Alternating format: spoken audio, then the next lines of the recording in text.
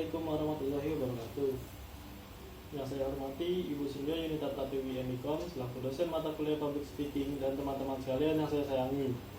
Pertama-tama marilah kita mengucapkan puji dan syukur kepada Allah Subhanahu wa taala atas berkat rahmat dan karunia-Nya kita bisa berkumpul di tempat ini dalam keadaan sehat walafiat. Perkenalkan, nama saya Muhammad Nugroho dari kelas 442 A7, mahasiswa Universitas Bina Sarana Informatika, Fakultas Ilmu Komunikasi dan Bahasa.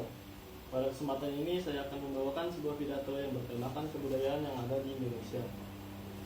Seperti yang kita ketahui bahwa Indonesia sendiri ada 34 provinsi dan terdapat ratusan suku yang ada di Indonesia.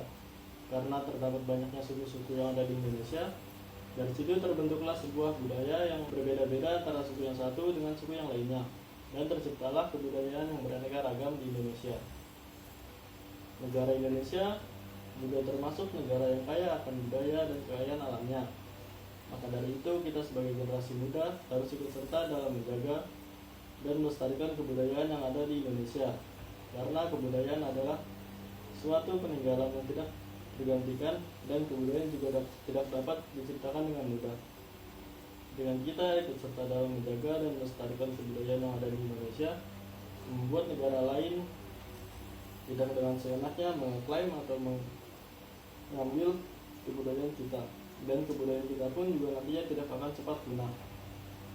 Beberapa contoh budaya yang sudah hampir punah yaitu ritual Tiwak di Kalimantan Tengah, Napasilaga Tedong di Toraja, dan Tabuik di Sumatera Barat.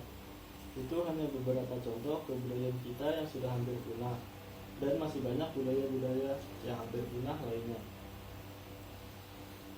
Sudah seharusnya kita sebagai generasi muda untuk terus melestarikan budaya-budaya yang ada di Indonesia. Walaupun budaya tersebut belum punah, dengan semakin berkembangnya teknologi, kita dapat dengan mudah mempelajari budaya-budaya yang ada di Indonesia. Dan selanjutnya dapat kita lestarikan, dan jangan sampai berkembangnya teknologi, kita malah semakin lupa dan tidak peduli dengan budaya kita sendiri, dan malah mempelajari budaya luar yang bukan budaya kita sendiri. Dengan bersikap seperti itu, maka budaya asing akan dengan mudahnya masuk ke Indonesia, dan budaya kita sendiri akan tergantikan dengan budaya asing tersebut.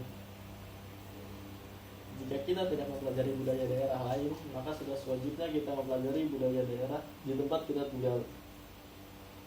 Melestarikan budaya daerah sendiri juga bertujuan supaya kebudayaan kita tidak cepat punah dan bermanfaat untuk menambah wawasan kita mengenai kebudayaan yang ada di daerah tempat kita tinggal. Saya harap dari pidato saya tadi memberikan efek positif dan menambah kesadaran pada diri teman-teman atas pentingnya melestarikan kebudayaan yang ada di Indonesia. Sekian dari saya. Apabila ada salah ucapan atau kata-kata yang kurang berkenan, mohon maaf atas segala. Wassalamualaikum warahmatullahi wabarakatuh.